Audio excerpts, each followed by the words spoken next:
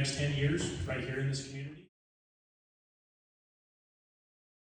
Fish Advisory Group has been fabulous, and our board of directors, and and the more we can collaborate. So our houses are deed restricted to owner occupied only, no rentals, permanently affordable.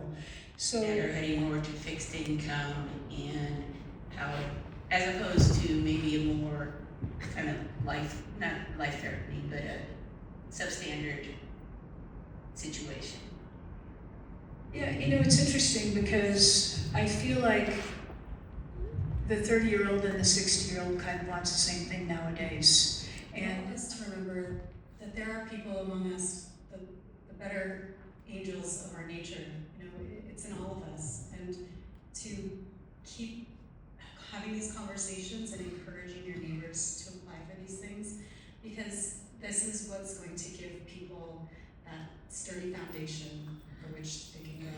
And we all have such an amazing community of volunteerism and connectedness, and that happens because the people that work here. That's why I call